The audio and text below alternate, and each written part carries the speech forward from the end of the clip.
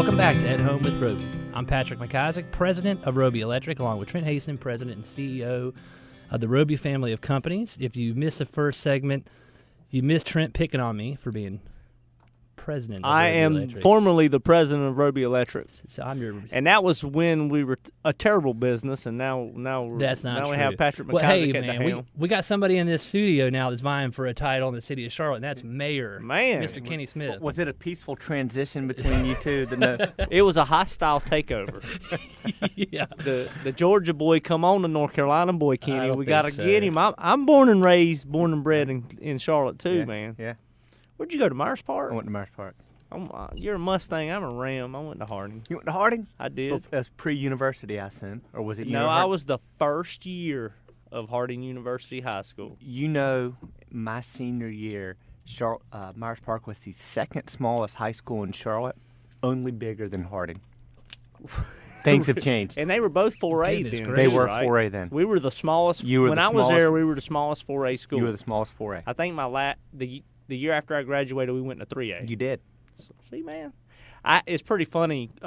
Clark Stewart owns Eastwood Homes, and he's old Gastonia, Charlotte Gastonia boy, but I think he's more Gastonia. But he called me this week. He said, "I'm riding down the road. Why in the heck is Harding University? Where did university come from?" He thought, we're good friends. He thought I went to Olympic. I said, "Well, that's my alma mater." I said, "Before I was there, it was Harry P. Harding." So, Upgrade. I'm a big Ram fan. So, how you been doing? Busy. Good. Very good, but very busy. So. You look great. Yeah, you do. You can tell. And you walked in. I didn't know if it was the suit that you're wearing every day now, or if what it was. But you said you had lost a lot of weight since the first of the year. You've been exercising and eating healthy. That's wonderful. Running 4 to 5 miles 3-4 times a week and eating healthy. Does wonders for you. That's great. Yeah. I did that, and everybody started giving me a hard time because I was looking too skinny after a while. So I went back to eating a bunch of bread and sitting down and Comes drinking, back fast, doesn't it? some 12-ounces. No. he prefers 40 ounces, I think. But Kenny, last time you were here, Am I hurting my political brand No, right now on no, here? no. We're just We're just having a fun time. So you were here on September 4th, that was a little while back. And Yep. at that point, we talked about South End. South Park and the growth, and we gave you a little bit of a chuckle. We had a little fun, and we were saying, "Hey, Kenny, you going to run for mayor?" And you gave us a very good answer, and now here we are. You have announced you're official, and you're going for it. So we're proud of you, man. I mean, I think that's a really big step, and I know we talk about it before. We know how much you love Charlotte. And you've produced a video and you've released it out through your Facebook page. And I think, how many likes? We got 20,000 something views. No, it's 28,000, and that's with with a mild boost. I mean, Yeah. we've been pushing it heavy, but there seems to be a lot of enthusiasm out there. I had a friend call me today that a friend of theirs in D.C. had liked it. No way. Yeah, and so it's making its rounds. That's great. Well, it's a good video. I mean, it talks about what you are and what you're all about, and what you believe the city needs to do and where it needs to go. And you can find it on your website, letkennysmith.com, or on your Facebook page. Mm-hmm. I know you've got a couple of Facebook pages, but I think the website is probably the easiest place to engage with you. Yep. Okay. And some of your message is you're running on Charlotte Deserves Better. Mm-hmm. Tell us a little bit. How did you come to that? Well, so I grew up in Charlotte, and we've talked about that. This is my third time on the show, so thank you all for having me back. I love coming in here. We talked about being born in Charlotte, and I grew up in Charlotte in the late '80s when we were a city that believed anything was possible. I mean, This was before we had landed the Hornets, before the banks had grown, and so we were a city that felt like if we put our minds to it, we could accomplish anything. Then together we landed the banks, together we landed the Hornets and the Panthers, and together we attracted hundreds of thousands of people to move here. I think we've lost that. The past year and a half has been a very divisive time in our community. It's been a very divisive time on council, and I think that it is time that we need a change. And Charlotte deserves better, but it's going to require change in leadership to help change the tone. Right. No, I mean, whatever side of the fence you're on politically, I mean, you are one Charlotte, and I love it. I love how I mean, we're very similar in how we love Charlotte, how we were born and raised. I love how you conceptualize and put it all together that in the 80s, we were willing as a united front to try anything as a city. And we were talking about this off air, and talking about it probably on air a little bit too. But when I grew up, West Charlotte was a model high school. Eastland Mall. I lived a half mile from South Park, and I think we said this last show. I would drive to Eastland to go shopping sometimes, go ice skating on a date or something fun like that.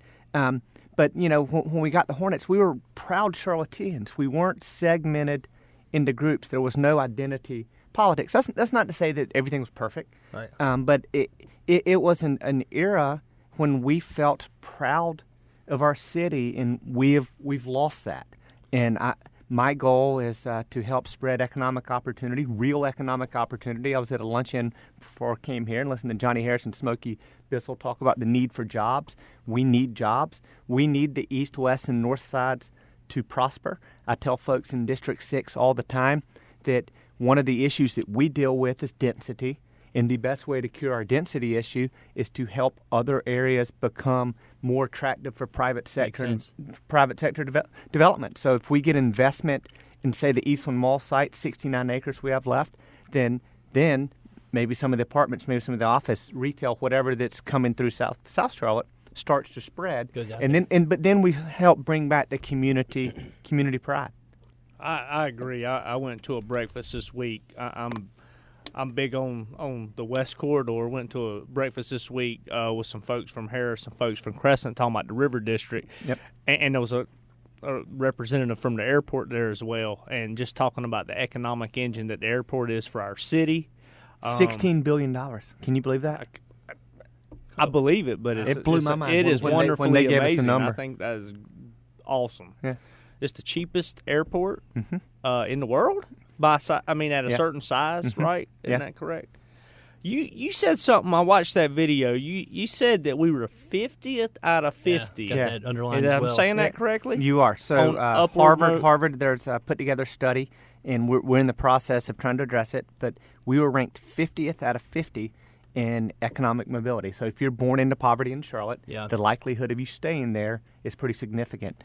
And this is something that, as a community, we should not accept. And as a community, we cannot move forward or grow if we're leaving folks behind. And if you look at the events in September, October of last year, part of that was, and I've had conversations with people on both sides of the aisle on this issue, we may disagree on how folks got there.